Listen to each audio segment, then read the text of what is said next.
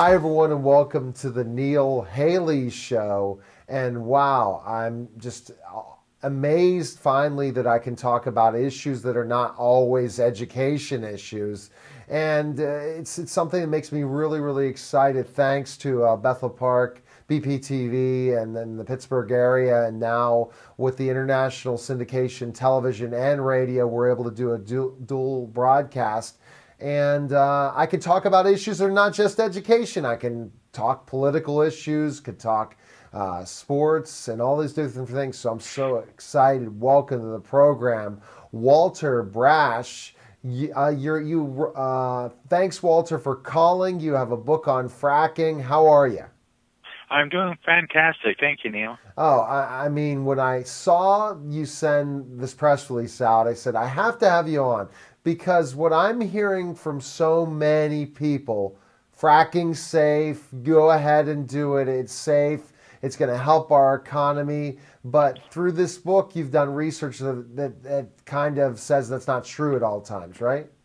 Yeah, in fracking Pennsylvania, what I do, and it's really about fracking America, but we focused on Pennsylvania because it's the center of the Marcellus Shale, which is in the boom. Too many people have said it's saving our economy. It's going to give us jobs. It's going to do this. It's going to make landowners rich. Well, those are all half-truths.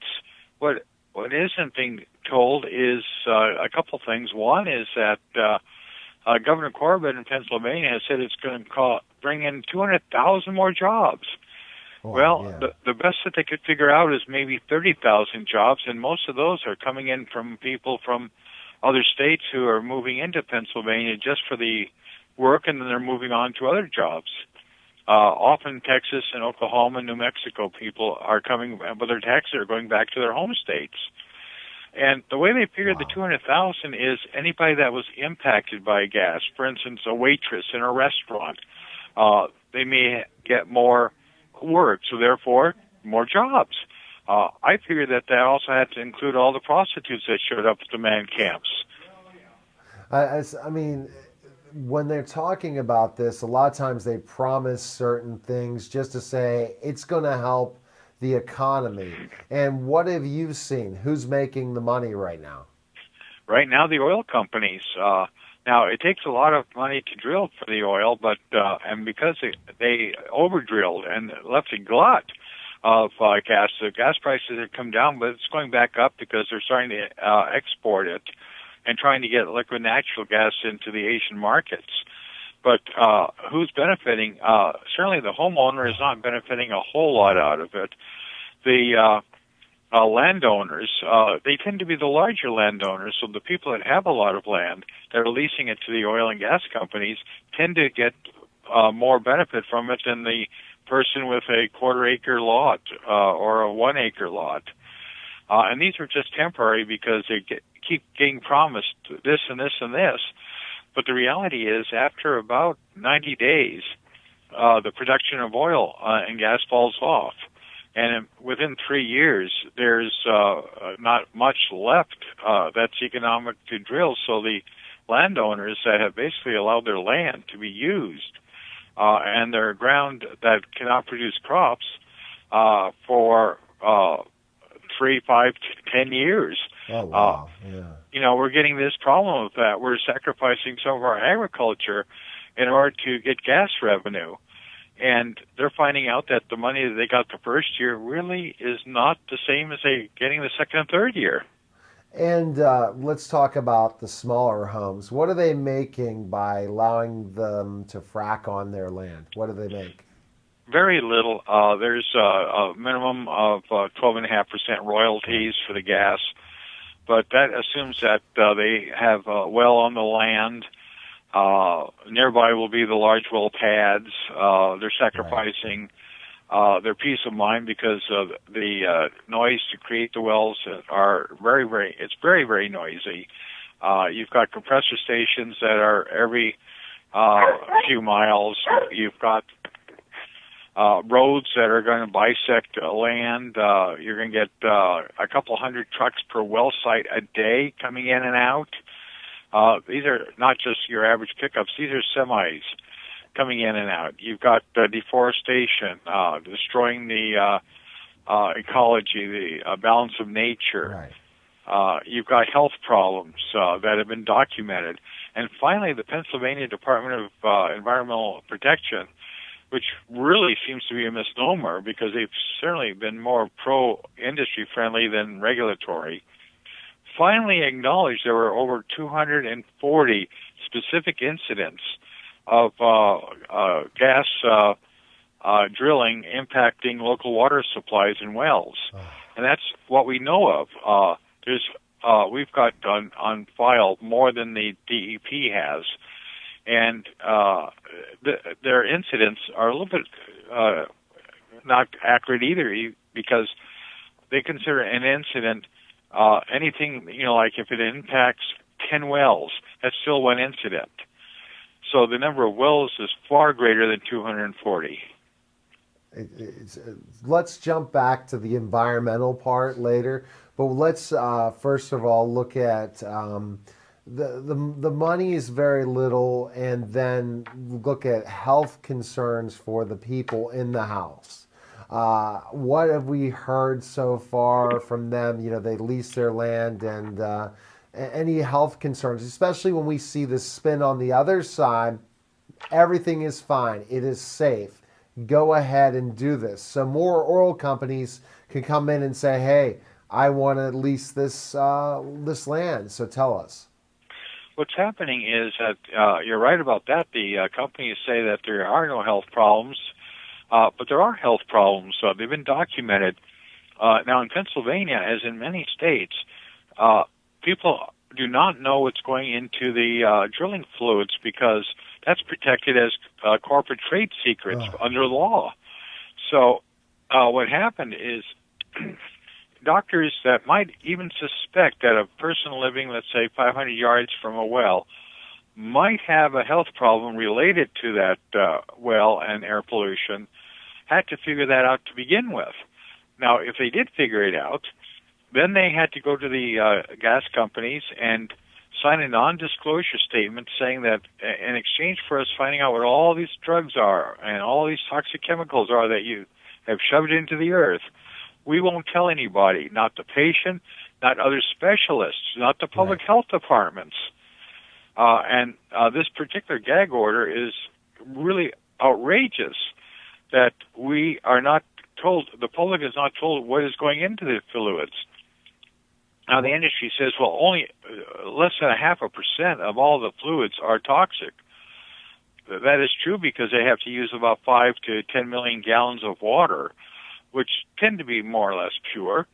But when you think about 100,000 gallons of toxic fluids and carcinogens, that alone is not a good number. It definitely alone, it's not a good number. And have you heard anything through your research of health effects that have happened to the people around them? Yeah, in the book I have a whole lot of documentation from scientists and physicians and people who have been actively trying to get the information, the data, and doing peer review journal articles about health effects. And this, of course, is always being compromised by the front groups for the oil and gas industry that says, well, this isn't really proven. Well, I'm going to trust maybe a PhD in biology more than I will a PR person from the gas industry. Also in Pennsylvania, there was a $2 million a year health registry that was set up for public health to document any public health issues that, say, a group of people, let's say outside of Pittsburgh, are not isolated, that public health officials can make connections and find out what the problems are throughout the state and try to solve these problems. The legislature finally passed that. Governor Corbett vetoed it at the last minute. $2 million now.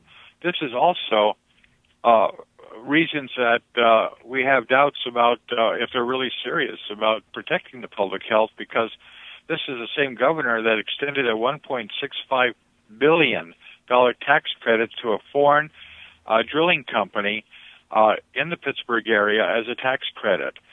the $2 million would not have been paid for by the taxpayers even. That would have come out of revenue generated by the oil and gas industry. But apparently the governor thought it's better not to let the public health develop so that we don't know what's going on.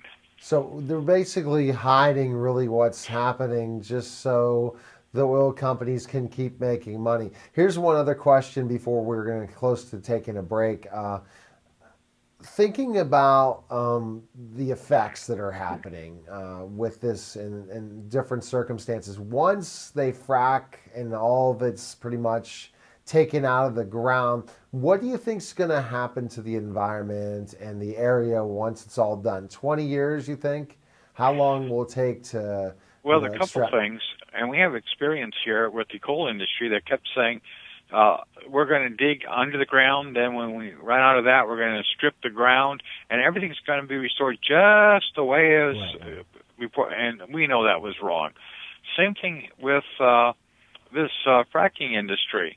When they plug up the wells, and there's still several 100,000 wells throughout the country that have not been plugged up adequately and can still leak. We're still seeing the fact that the ground is not going to be able to be fertile enough to have crops for several years. Certainly if we have the droughts in the Southwest, the farmers aren't going to be able to do anything because most of the water is going to the fracking industry, which is paying more for the water than the farmers can. Oh. So we're seeing that problem. Roads that are built that bisect public lands, and the problem there is, do we just undo the roads? Right, exactly, yeah. So when we get back, Walter, we're going to really touch base on the other parts of the country, areas that have been doing fracking for a longer period than Pennsylvania, and what some of the effects are. You're watching the Neil Haley Show, and we'll be back in just a moment.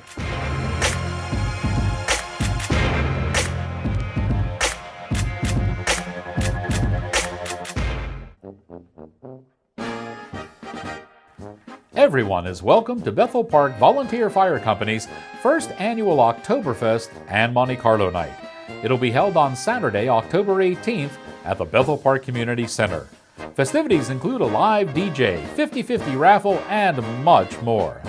Tickets are $25 and can be purchased by calling firefighter Eva Parker at 412-758-0917 or Deputy Chief Rob Nestrich at 412-862-1339. You must be at least 21 years old to attend. One ticket for only $25 buys you all the food and drink you want, plus a night filled with fun, laughter, and games.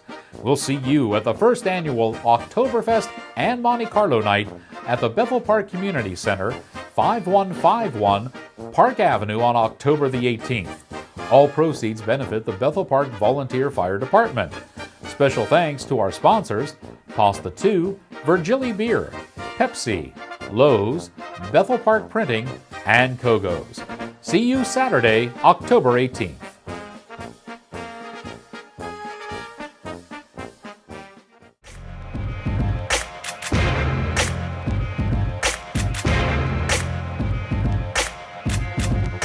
We're back to the Neil Haley Show. I have to get used to saying this, television, radio, all in one.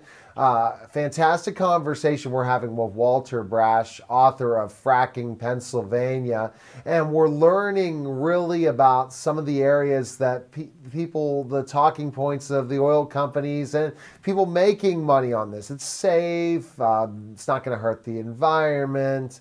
We're taking all the extra precautions that nothing will happen and that people make money and there's more jobs. Well, we've really touched talking about the specifics. Now I want comparisons. Pennsylvania to other states that might have been doing fracking for longer periods. Walter, how long has Pennsylvania been fracking for? Really about 2008 or so.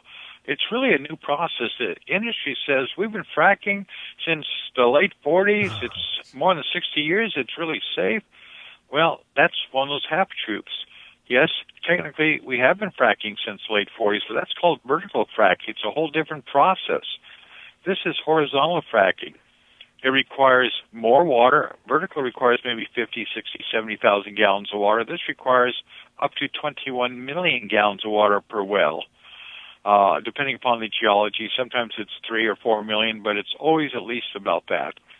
It requires far more chemicals to go into the earth. It requires far more proppants, which is silica sand that's being mined out of Wisconsin and Minnesota at the moment. So really, what we're talking about is really from about 2005, 2006, 2008, the very beginnings of this. So even in the other states, they're about the same place that Pennsylvania was. Pennsylvania right now is the leading producer of natural gas, but the reality is the corporations are not stupid. When the sweet spots are taken up, when the gas starts drying up, they're going to be out of Pennsylvania. They're going to forget about us, just like the lumber companies came in the early 1800s and mid-1800s, took down all the trees that they could, and they left. The oil companies, Pennsylvania was the site of their first oil companies. Same thing there. Nuclear power, the first commercial nuclear plant was built in Pennsylvania. Right. Pennsylvania has a long history of energy companies coming in, especially during a bad economy, convincing people that there's going to be jobs, and then they pack up and leave. So right now we're looking at Pennsylvania as a boom, but people don't realize that booms always go bust. North Dakota right now is the boom industry for oil. That will go bust eventually. There aren't any more dinosaurs willing to die for our needs. Definitely. So when you talk about that oil and how once they're gone, or lumber once they're gone, have you seen some of the other states from your research in the book that have had more effects to the overall well-being of that community compared to PA that have doing it a little longer? Yeah, the larger shales had been in Texas, Barnett, Eagle Ford, and some others, and they're starting to close down now. Of the major shales throughout the entire country, really only about 3 are in production of significance. The rest are either in decline or very insignificant, like a new shale in West Virginia that's going to start being fracked next year. Is going to produce very little gas, but it's still counted as a shale. So really, there's only about 3 that are really strong. And most of the others are in decline at the moment. Texas, Oklahoma. Part of the problem, too, is that the Southwest has this huge drought. The Colorado River is down. The dams are down. California, in the Central Valley, which is one of the richest agricultural regions in the entire country, is experiencing a drought. And yet the oil and gas companies are purchasing more and more water, and they're doing more fracking, and we're seeing the problems that result from this. It's definitely disappointing in so many ways. But I'm going to take the other side of the story in this after we go all the area and issues that definitely you're covering in your book. So you're concerned definitely about the environment, health effects on human beings and animals, and definitely looking at that this is not the economic boom that they're promising, that it's only short-lived. Once they're in and out. It's almost like going to be like a ghost town in certain ways in areas that were not highly populated. The population keeps running in, and it becomes a ghost town after it's finished, right? Absolutely. Another issue that comes up is that everybody says, well, gas is clean energy, as opposed to the dirty energy of coal and oil. The reality is methane, which is the primary element that's being brought up, the compound that's being brought up from the ground, is more dangerous to our environment than coal, because the methane molecule will trap carbon dioxide. And so what the scientists have shown is that the more gas that you bring up into the atmosphere, the more destruction of our ozone layer. Right. And one of the things that contributes to that is what we call flaring. And all the gas companies do this, is that when you have excess gas, you have to flare it or burn it into the atmosphere. You can't just trap it and put it into a storage bin at U-Haul or whatever. Yeah. So what they do is when they have the excess gas, they flare it into the atmosphere. The methane traps carbon dioxide, and it's much more dangerous. It burns clean on the ground, but and it is better than having oil in your car, I guess. Yeah. But the question is, what if we had developed years and years ago solar energy for automobiles? What if we developed all other kinds of energy? But we've been oil dependent for so long that it's just become a problem of over and over again. The auto people have tied into the gas companies, and we put gas into our cars. We're talking to Walter Bash, author of Fracking Pennsylvania, and you're on the Neil Haley Show. And so far we've gotten pretty much the areas of your book. Anything else that you discovered that we haven't not talked about yet? Yeah, two things actually.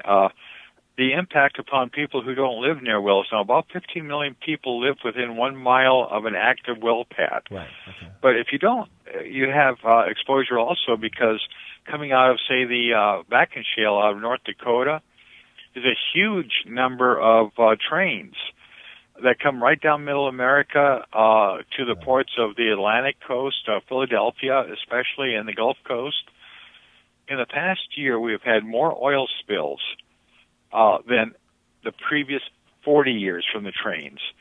That's because these trains are carrying 100 tanker cars now.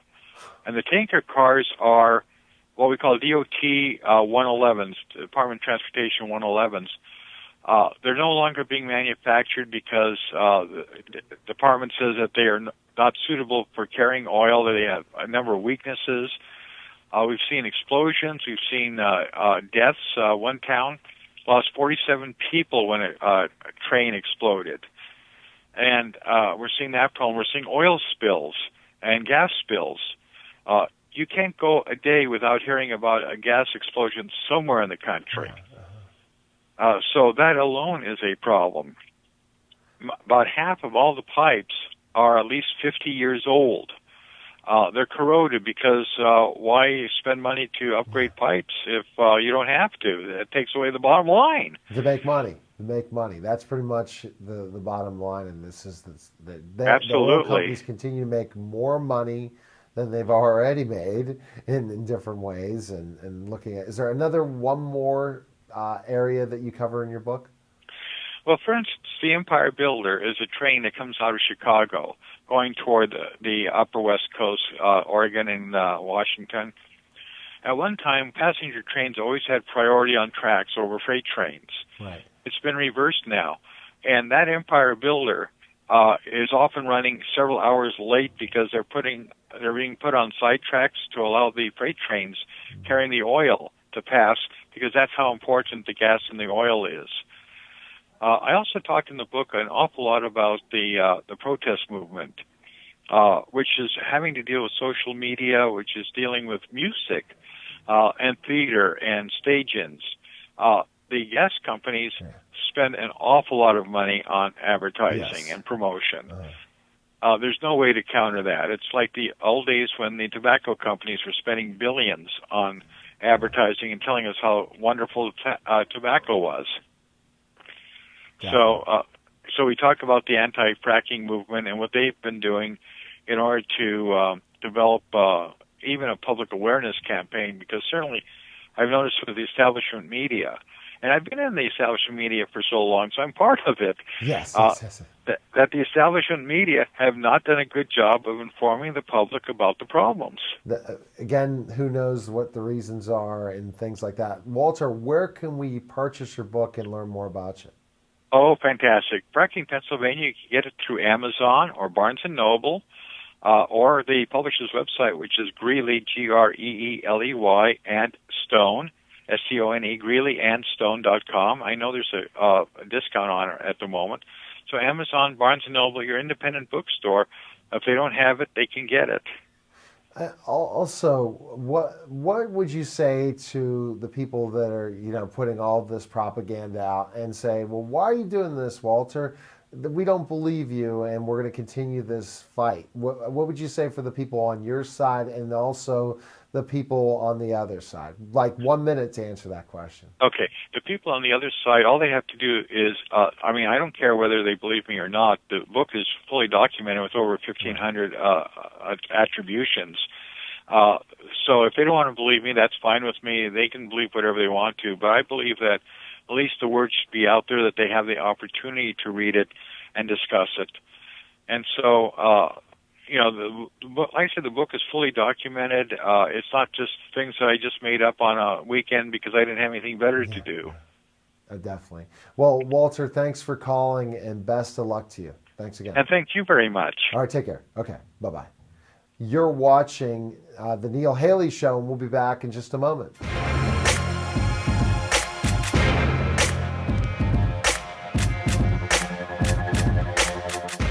Today we're going to inform you about heart attacks. The symptoms of a heart attack are chest pain, tightness, erratic breathing, fatigue, palpitations, heavy sweating, and lightheadedness. The risk factor of heart attacks are increasing age, tobacco usage, and physical inactivity, triglycerides, obesity, diabetes, and high blood pressure. In addition, having a family history of heart attacks also serves as a warning sign. Eating well, exercising, and avoiding tobacco usage are all methods of preventing heart attacks. Remember that not all heart attacks have clear warning signs. Some heart attacks just feel like severe indigestion. If you're experiencing the symptoms of a heart attack, call 911 or 412-833-2000 immediately. For more information, visit www.heart.org.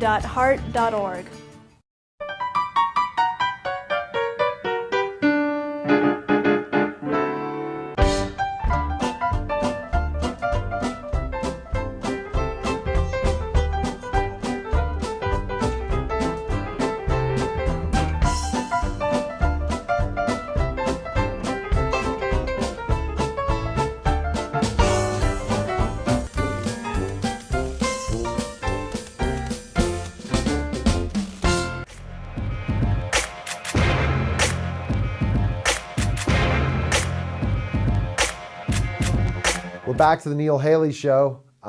Just an unbelievable conversation with Walter Brash. I'm not all sold on this. I want people to tell me by email me at nhaley@totaltutor.org or going to my website, totaltutor.net, and tell me what you think of this fracking issue. Because I am going to have to bring somebody on who's pro-fracking. It's because, again, I'm not going, as a journalist, I refuse, especially as an educator, we need both sides of the story. Well, I was excited to have this week's Neil Haley Show. Every week, a new show. So you got to make sure you go ahead and check your cable provider if you get the Neil Haley Show or all over the world. Good talking to you guys, and we will talk again next week. Good day, everyone.